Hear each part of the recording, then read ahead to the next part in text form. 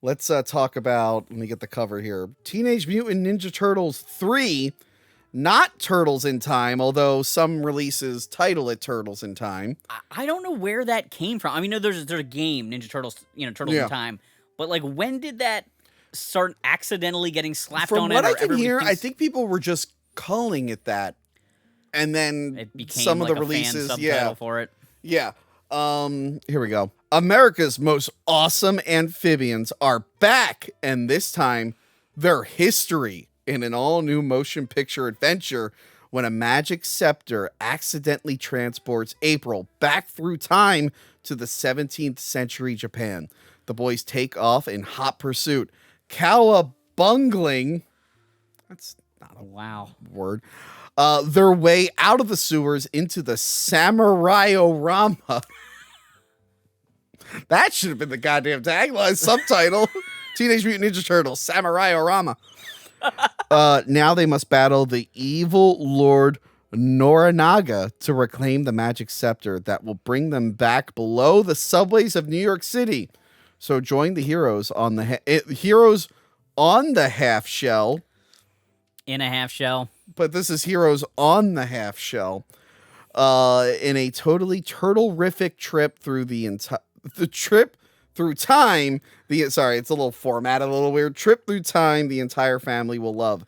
And look, Entertainment Today magazine said Turtles 3 is the best of the series. Oh, God. Loaded with great action, humor, and family-oriented fun. Now, tell me your thoughts on this one. I really am not a huge fan. Keep talking. I just want to see when this came out. I totally get that they need to do something new. They've done 2 movies in New York, 2 movies where they're fighting Shredder. They want to do something new with the brand. The comics, which is, not what they're following exactly, but a little bit of source material, had the Turtles be in New York, then run away to the country, come back to New York, eventually go to space. Like, that comic had the Turtles branch out in adventures. Yeah. So they were like, well, we got to do something different than New York. We got to get them somewhere else. And, the idea of combining samurais or like ninjas or something like that from the past is not a bad idea. Mm-hmm. But the execution of this movie to just, like, send them somewhere to deal with a whole bunch of characters that we don't have any connection to and don't really care about, I think made for a really rough buy into the movie. Here's something shocking. Although not, for me, a part 3 that I actually enjoy. I actually don't mind this one. I don't love it, but, like, people act like it's, like, the worst thing ever sometimes, and I'm just like, I've never had a real big issue with it. I get on, like, a technical level, it might not be the best. I think it's shot very well, but yeah, the turtles don't look quite as good, and they put them in those samurai armor to get around animating their face, but I thought that was I think that was a fine was mechanism. Clever. I like the subplot of all the priests that swap with them, and then, like, Casey Jones is back. Yeah. And we get to see his ancestor also. I like that they brought back Casey. Yeah. That was a good idea because there's a character I care about coming back into the franchise. And there's something for April to do. She's like, well, now I'm back in time, and I got to deal with, like, a Japanese warlord and also a colonial guy, a colonizer dude. I gotta, like, figure out this whole thing. The colonial guy seems to be there to give an excuse for the characters to speak English. Yes. When they're there. And it's silly that so many characters do speak English in feudal Japan, but yeah.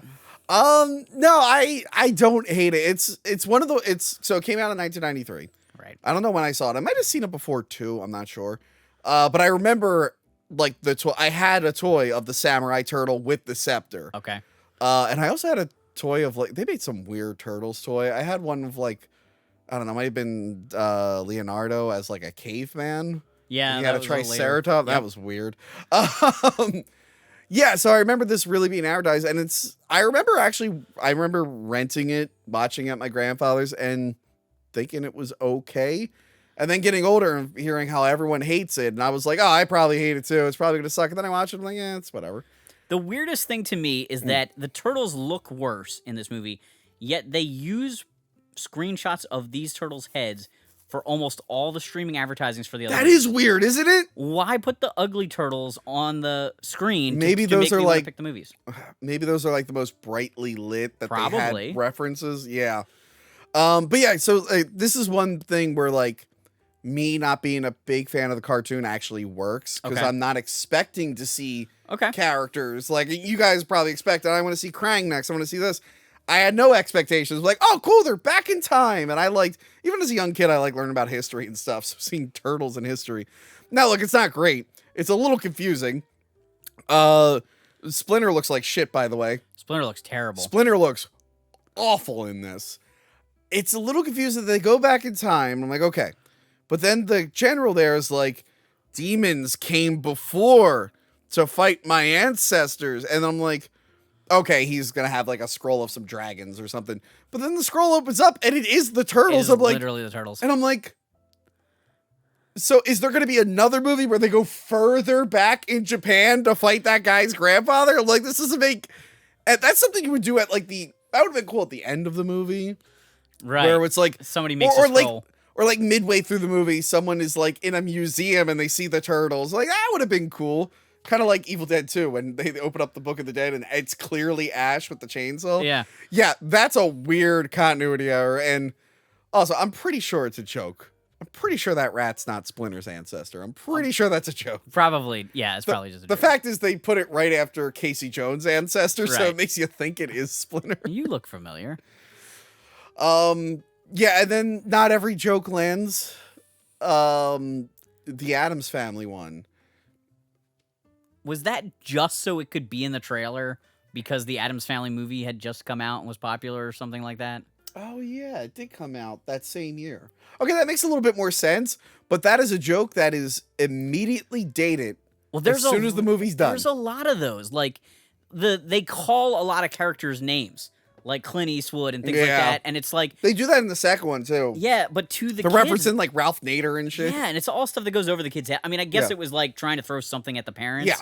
Because most kids don't know who these people are Yeah. watching these movies. You're just like, okay. Yeah, and, like, the Turtles like to dance a lot in this, which, again, my first exposure to Turtles being that tape. I'm like, wow, these guys really like dancing and singing. I don't know what their deal is. It's interesting in the opening of the movie, they are like practicing a lot and they're Yeah. using their swords and doing a lot of, cool moves.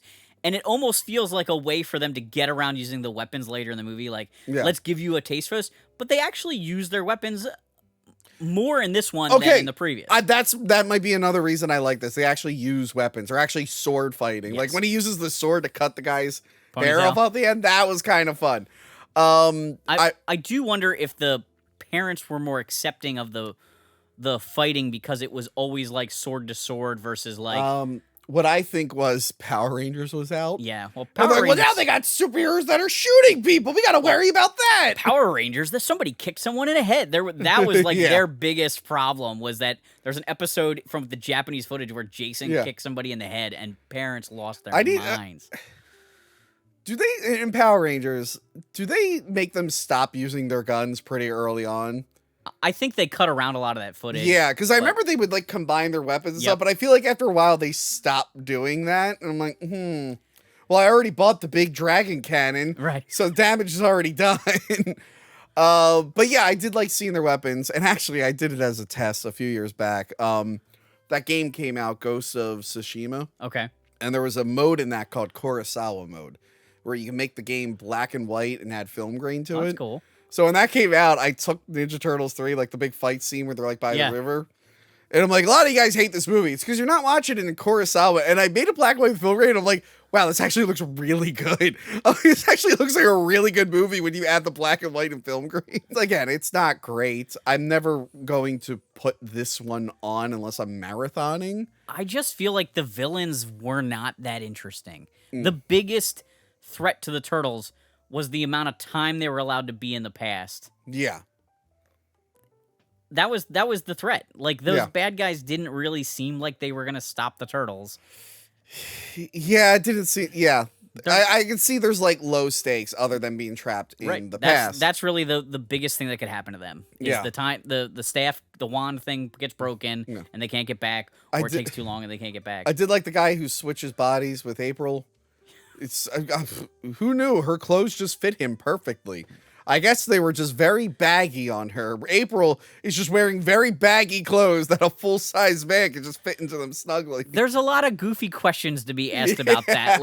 Like the honor guard keep their underwear on. Yeah. But they do switch their clothes for the most part. They get to keep their swords, like the honor guard and Keno, whatever the guy's name is. He has his sword. Yeah, that's a little weird. It's like why do they keep their stuff? And I guess there's some cool stuff in the past where they're trying to help like the rebels and whatnot. And the Casey Jones ancestor turns out to be a bad guy. It seems like there was an interesting story in there that somebody had thought up about what's going on in that world that they didn't really explain. Maybe the stakes were higher in that part of the story. Maybe there could have been another they could have fine-tuned this script a little bit. But I don't think the story is what a lot of people have issue with. They're just like, why are the turtles in the past? Why aren't they fighting cool monsters? Where are all the characters from the thing I liked? And it'd be cool if like Shredder's ancestor was in the past. I think that would be more interesting. That would have been something. They're like, oh, there's Shredder. Even if the people were part of the Foot Clan. Like, even if it isn't Shredder, but like... The ancient Foot Clan, yeah. I think that could have been an interesting part of the story. That would have been cool. That would have been cool. There is the famous effect at the end where the guy disappears. Yes. He's composited falling and he just disappears. I do like the thing with the cannons because they're introducing like gunpowder and stuff. I thought there's interesting stuff in it, but yeah, it's not what fans wanted, obviously. And even me, who liked it as a kid, I was never like, I gotta watch Turtles 3 again. I never once said that in my life. Yeah. But yeah, then Turtles went away. Not 100% away. They had a pretty terrible live-action TV show that I watched a lot of as a kid. I feel like it was just one of those things I would have the TV on and doing other stuff. Like, what are the Turtles doing? Oh, there's a girl turtle now? What's going on there? That show makes TMNT 3 look fantastic. I have one last thought though about okay, yeah, 3. one last thought. When you watch their mouths move, you can just see the servo like speed. Again, I think that's why they put them in those samurai masks so they didn't have to show their face too much. They sort of reverse engineered, I guess, what Henson had done, the new company that was took it over. But so it is a new company who came? Yeah, new company made the suits, probably way lower budget. Yeah. But they did use computer like imaging to like train the servos to make certain facial expressions as well as doing some hand puppeteering. Okay. So it's sort of like they were trying to kind of advance the technology, but there's just always sort of this like pause, like shift back, sort of relax that is so typical of a servo. Yeah. That somehow Henson gets around. Yeah. You know, where you don't notice that. You know what also disappoints me in these sequels? I think what I liked so much about the first one was the Raphael character. Because he was kind of like, the guys were all kind of working together. He was like the hothead one. Right. He would go on his own. I know he goes on a little bit of an adventure with Keno. But yeah, in this one, these two, he's just kind of... Like, he's such a strong character in that first one. He's kind of one of our main focal points.